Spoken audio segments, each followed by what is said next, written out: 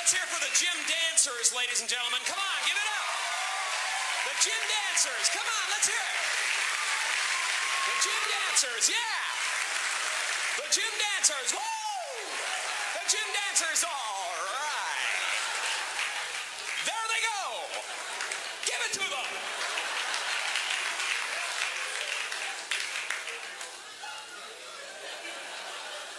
Well, good evening, ladies and gentlemen. My name is Jim Carrey, and how are you this evening? All righty then.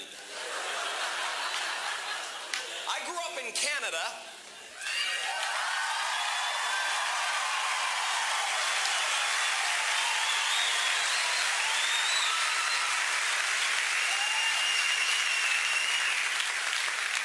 Is there anybody here from Canada? I used to get really upset when I told people where I came from down in Los Angeles because I always got the same response. Canada? Wow. Must have been cold. Now I just go along with them. Yes, Canada.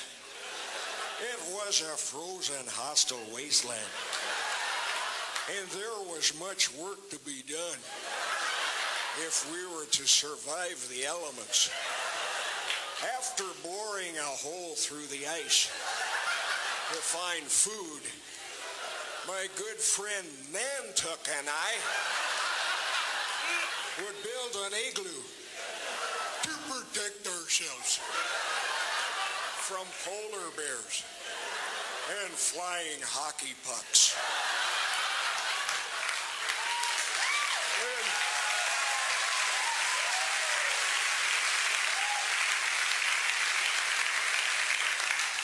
Then we would drink a lot of beer. And when Nantuck was ready, he would tell me the story of the great moose who said to the little squirrel, "Hey, Rocky, watch me pull a rabbit out of my hat."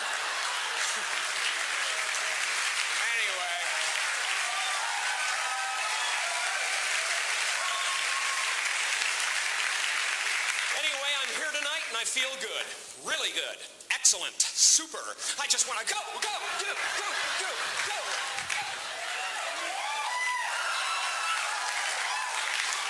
I think those subliminal motivation tapes are starting to make a difference.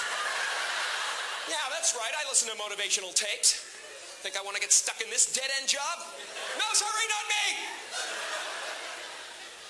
I want to do something wonderful.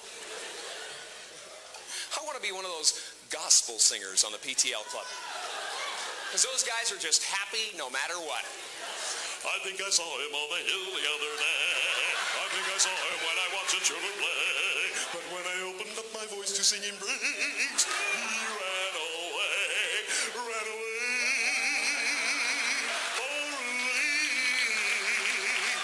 My singing made sweet Jesus run away.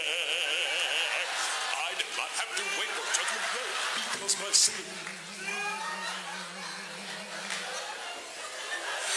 made the good Lord.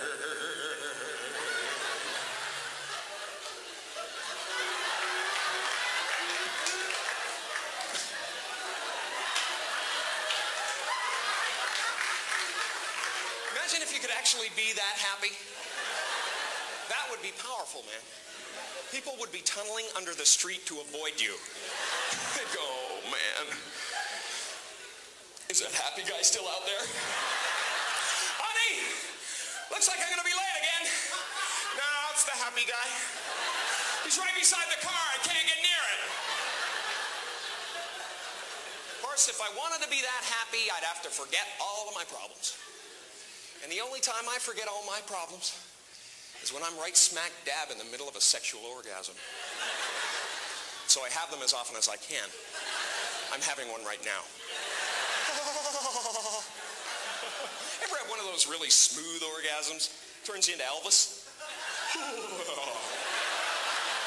I think that's how Elvis got that way, actually. But that's my only escape, you know? Sure, I could go on a vacation, but I'd still be thinking about what I got to do when I come home. See, to me, an orgasm is like vacation. But it's better because you can't think about anything when you're having one. Oh, man, I'm way behind in the rent and everything.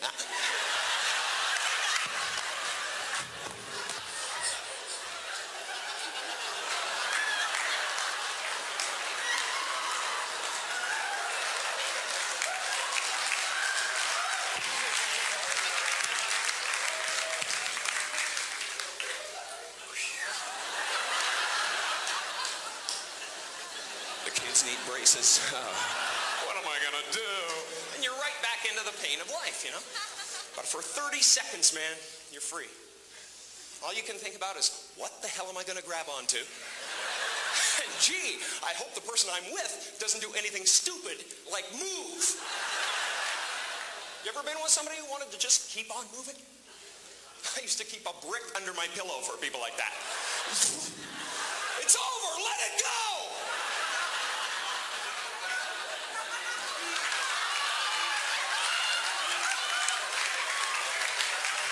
We won't go out with her again.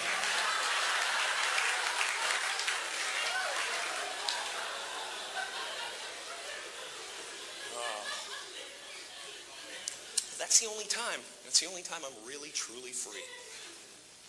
The rest of the time, I sit around and I worry about the stupidest things. Just stupid things, ideas. Like, what would you do if you found out your mom and dad went to hell? Wouldn't that just ruin the rest of your life? You'd be walking around, they taught me everything I know. I even look like them. Of course, my mom would drive the devil crazy if she ever went to hell. She'd spend eternity going, something's burning. I can smell it! My mom could always smell something burning, man. I spent half my childhood feeling the walls for hot spots. 9 times out of 10, it was my father. See, like a lot of smokers, his favorite cigarette of the day was that one right after dinner, you know, during his nap. Fun watching him wake up, though. Drop and roll, Dad!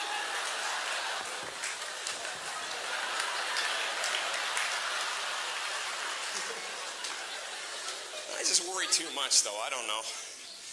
Maybe there is nothing to worry about. Maybe there's no actual place called hell. Maybe hell is having to listen to our grandparents breathe through their nose when they're eating a sandwich.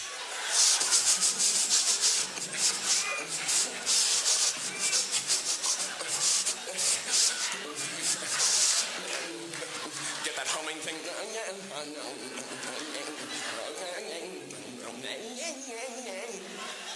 It's not a meal, it's a struggle for life itself. I think I'll make another one. No!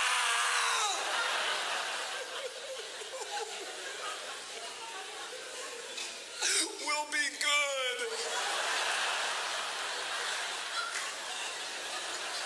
Here's a scary concept, though. Getting old.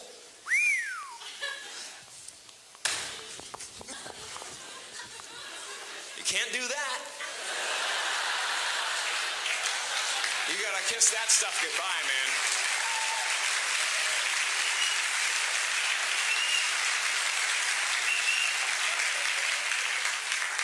I just want to keep challenging myself, you know. I don't want to become the reminiscing guy.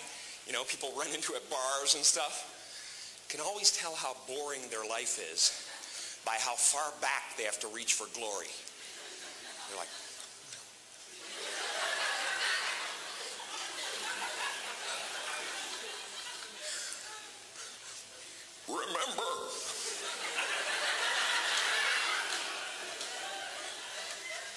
Remember how fast I used to be when I was a sperm? I'll never forget the day of the big race. There were millions of us in the field, but I beat them all to fertilize that egg, mister. Back in the cervix, I was seaman first class.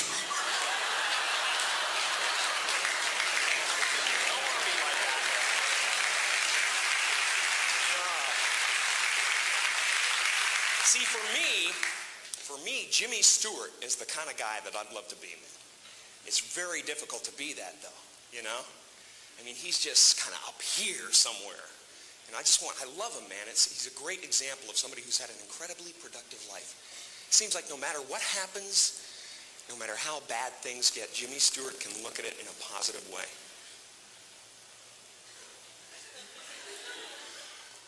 Well, I guess we're going to have ourselves a nuclear holocaust. Well, hey, everybody, come on over to the window.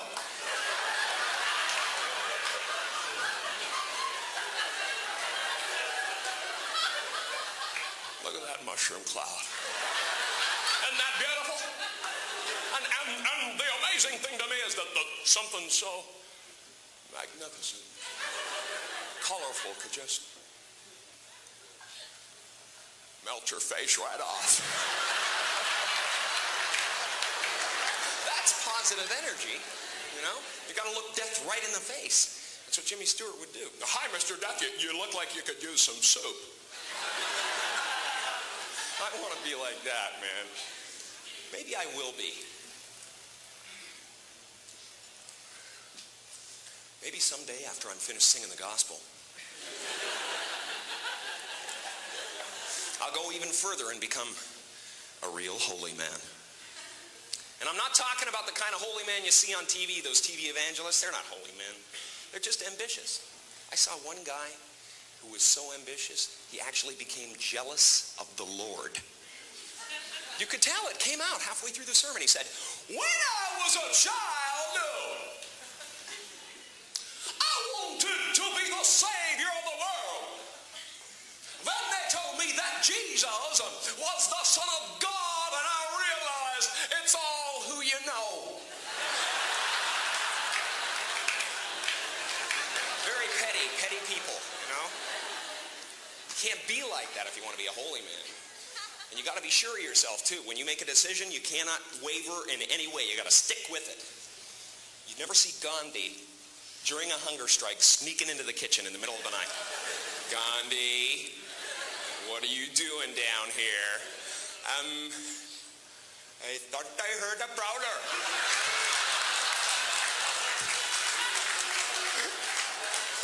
And I was going to hit him over the head with this giant bowl of potato salad. He would never put himself in that position, you know? And you got to control your temper constantly, you know? You cannot fly off the handle at any moment. You got to be right in the center. You know, like Jesus was very composed his whole life. I mean, right up to the end. If that was me, I'd be up there going, great! Just beautiful! You guys are gonna get it.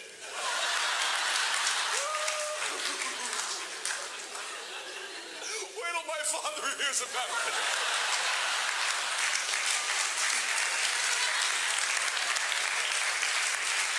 That'd be a whole different book, man. Then there are those weird impulses we get constantly, you know? We have to fight them off every day of our lives. Those mad little impulses that we get, and everybody gets them too. Like you'll be with a friend, it could be your best friend in the whole world. He's standing about 2 feet away talking to you, and you're thinking, my goodness, I could just fire out and hit him right now. He would never expect it. See, madness is never that far away.